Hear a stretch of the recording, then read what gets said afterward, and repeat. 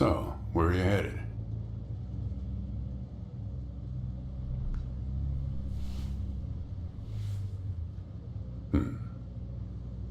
Not the talkative type, eh? That's okay.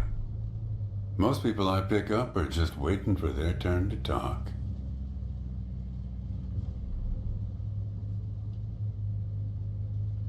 Want a raisin? They're from my farm.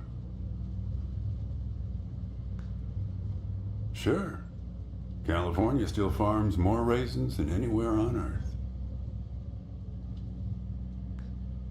Yep, that's right. Some people don't have the slightest idea.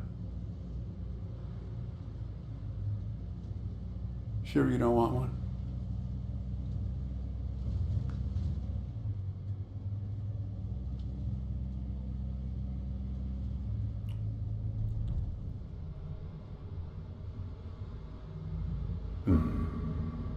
You don't look so good. Guess those things don't agree with you yet.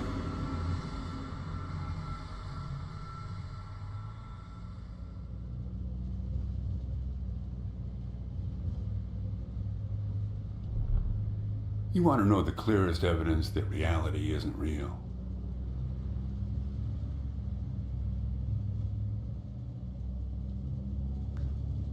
Raisins and grapes, man. They're the same thing, but they taste disgusting when eaten together. Obvious bug in the program there, right?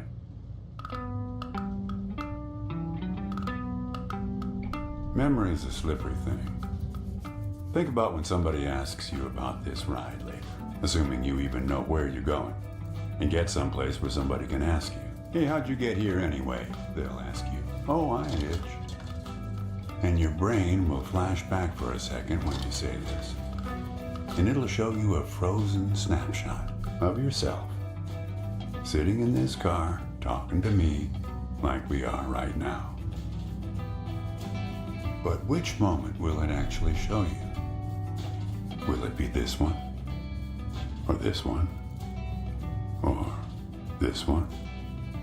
We think we remember how people really were, how our lives together really were. But when we think back to them, even the people we cared about the most, all we're doing is snatching moments out of the air, just grabbing another raisin out of the box.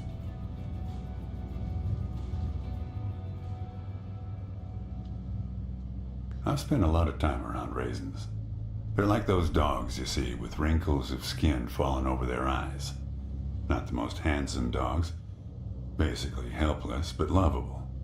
My wife, she preferred grapes the way most people do. She's dead now, but you probably guessed that. Takes one to know one, right? I can always spot someone who's grieving along this highway. They usually stand on the road with a dazed look on their face and their thumb up in the air.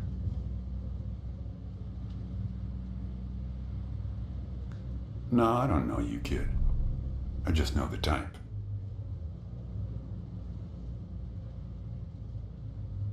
Hey, do me a favor and crack the window, would you? That's better. Now, where were we?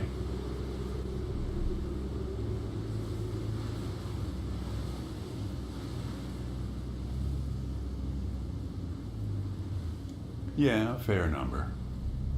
But after a while, you start seeing the same few archetypes over and over.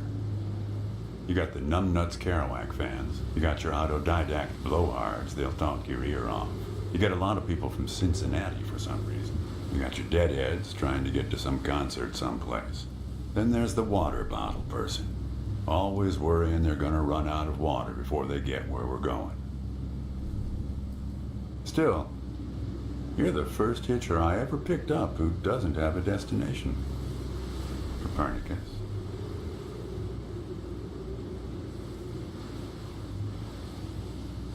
Seems like the right name for a guy who's traveling the world without knowing where he's going. You just sit back, Copernicus, and invent a language where false statements are impossible. What? Ah, okay.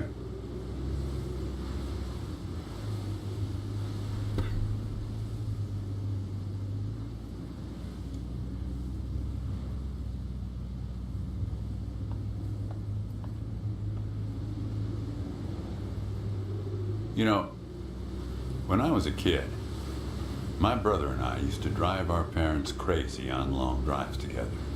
Our folks wouldn't let us listen to the radio in the car. So we used to make up these songs about food on long drives to pass the time. We had this one with about 30 verses, each about a different kind of grain. There was this one time we passed a billboard for some kind of bread, challah bread. In hell they have a hell a lot of challah bread. In hell they have a hell a lot of challah bread. Yeah, that drove Mom and Dad crazy. In hell they have a hell a lot of challah bread. In hell they have a hell a lot of challah bread. Come on, join in. In hell they have a hell a lot of challah bread. In hell they have a hell a lot of challah bread. In hell they have a hell a lot of challah bread. In hell they have a hell a lot of challah bread. In hell they have a hell a lot of challah bread. In hell they have a hell a lot of challah bread. In hell they have a hell a lot of challah. Actually, I'm beginning to understand my parents' perspective. Getting older is funny. It's like reading a book where less and less happens, but the writing gets better and better.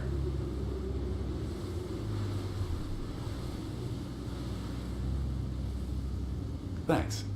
I got it from an app. It's this app with philosophical sayings. My wife got it for me to make me sound smarter.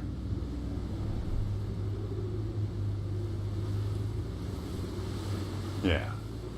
We used to have a strict division of labor back when we worked together. She would raise the grape from the time it appeared on the vine. I'd step in as soon as it was time to start drying them. Our customers used to have fun with that. I'm the dry one, they'd say. Grapes attract a certain kind of person. A person who likes to make jokes. Wine enthusiasts, tourists, people who like to talk. If I'm totally honest with you, I don't really remember what she looked like. Remember everything about her, just not her face. Some people have faces that are easy to remember. Doesn't seem fair. Do you think you're present in the moment, Copernicus? You've been talking to me for 10 minutes. What color are my eyes? Nope. Like I said when I picked you up, some people are just waiting until it's their turn to talk. Anyway, pop open the glove box and I'll show you a photo of my wife.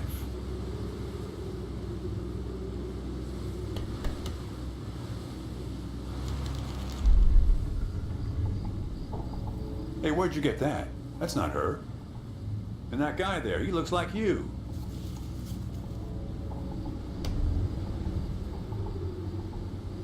I don't know.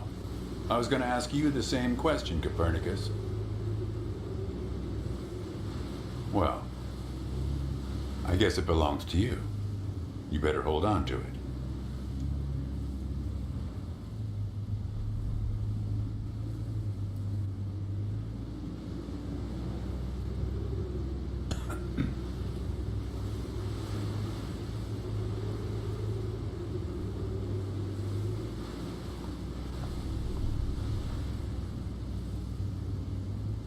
Want to hear a joke? Why did the raisin take the prune to the dance? He couldn't get a date. Hey, that reminds me. It's almost 4:30. You'll like this. It's my favorite. I once knew the hostess, Darlene.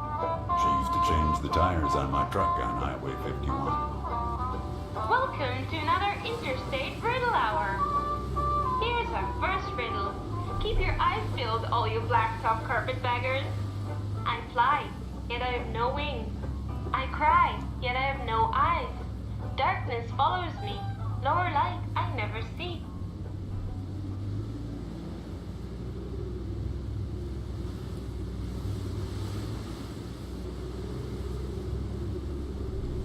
Here's a hint.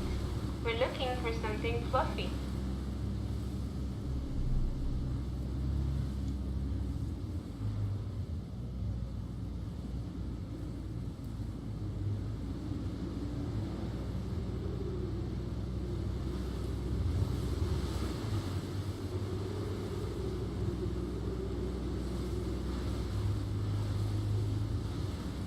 Very good.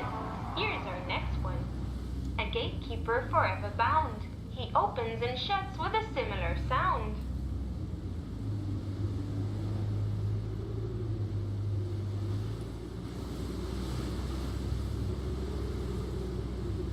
Here's a hint. Think metal teeth that open and shut.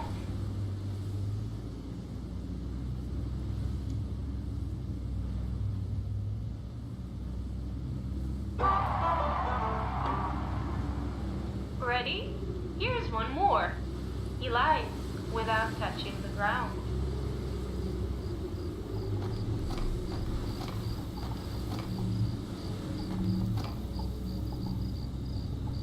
Damn it, Darlene. I should have tipped her better when she changed the tires. She's been out to get me ever since.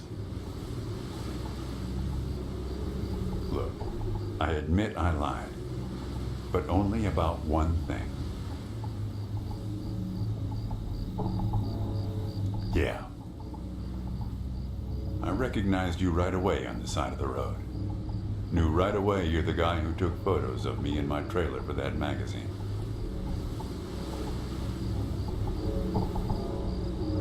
You showed up at my trailer park, taking photos. At first, I was a bit suspicious, since there were plans to kick us out and develop the trailer park into some kind of shopping center. But then it became clear that you'd been sent here by a magazine to do one of those stories about vanishing farmers that always pulls heartstrings with the rest of the country.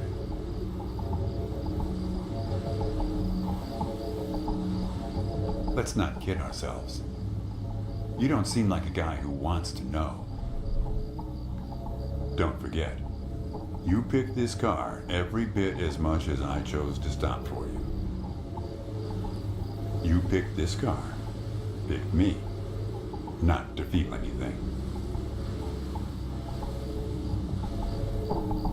Sure you did. What about the phone number in that matchbook? I know you didn't show it to me.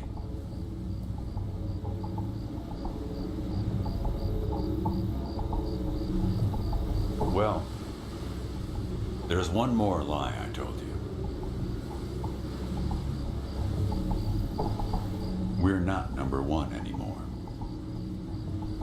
in raisin production. We were surpassed last year by turkey.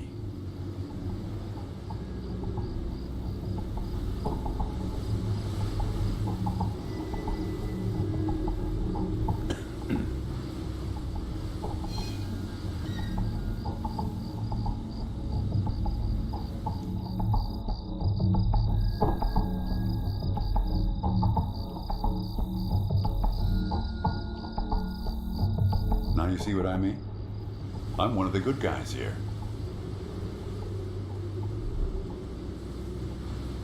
I don't know. You never mentioned anything about him. But I guess he's part of what you're running from. Here, I'll try to explain.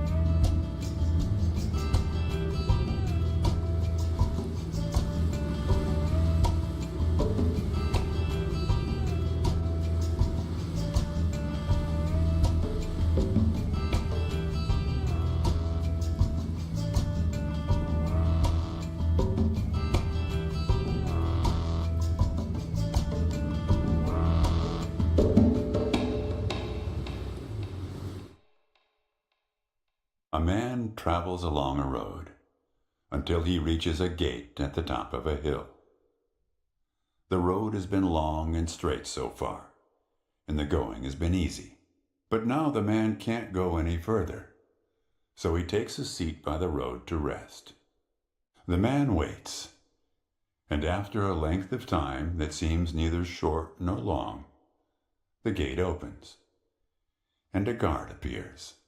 The man asks the guard for entry, but the guard says he cannot let him enter at the moment. The man thinks for a second and asks if he will be allowed through later. It is possible, says the guard, but not now. The gate now stands slightly open, and the man tries to look through it longingly. His journey has been easy so far, and he misses the feeling of the open road. The guard notices and laughs. Even if you could gain entry, there are many gatekeepers after me. Some are much stronger than me, and I'm afraid to look upon them. So there the man waits, for days, months, years, waiting to enter. One day, when he's given up hope of entering, a single question occurs to him, one he has not thought of before. Why, he wonders aloud, are there no other travelers at this gate? Early in my journey, the road was crowded with them, and yet, in all these years, no one but myself has waited in front of this gate. The man is surprised to hear an answer come from a voice next to his ear. It is you who made this gate, says a bird perched by his shoulder. So it exists for no one but you. But why? Asks the traveler. Why would I want to stop here? The bird replies, after hungrily eating a crust of bread from the man's hand. After this point, the road becomes less straight. It becomes like the tree in which I live, splitting into dozens, hundreds of branches. The path becomes impossibly narrow and frail, and crowded with the view of other paths one could have taken. There's only one point ahead on the road where all paths converge, where all points join, where the light shines through skin and through lies. But it's never been reached by one of your kind, a traveler who walks on feet. Shoo! Cries the guard, chasing the bird away. Don't listen to his nonsense. Having said this, he takes a seat next to the traveler, but not before closing the gate forever. So when you think about it, who knows how long we've been sitting here, just like this, on this road. Take it from me.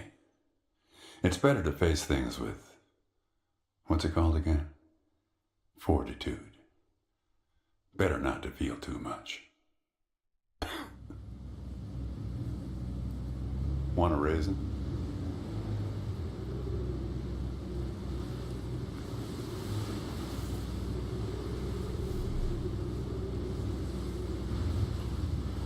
See, you're getting used to them. Life is like a box of raisins.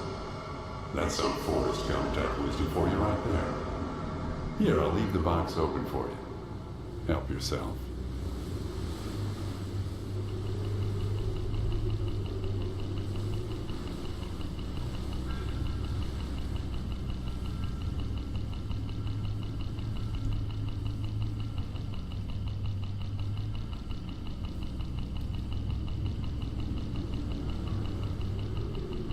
You don't want to do that. There's no telling what those birds will do once they start swarming.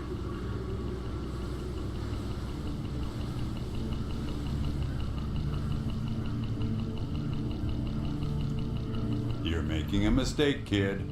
You don't know where they're taking you. Look, I'll help you. I'll help you figure out what happened when she came back from Europe.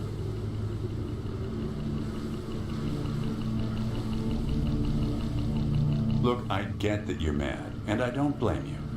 But you don't know what's out there, kid. What other drivers on this road are like. Stay with me, and things will play a lot safer.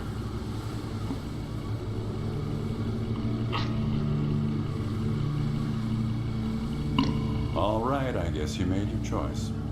Don't blame me for what happens next.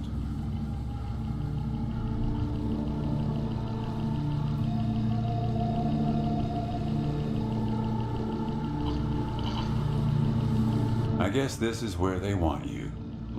Crazy crows. You better check your backpack. They have a way of leaving gifts once you've fed them. Often something shiny or a piece of string.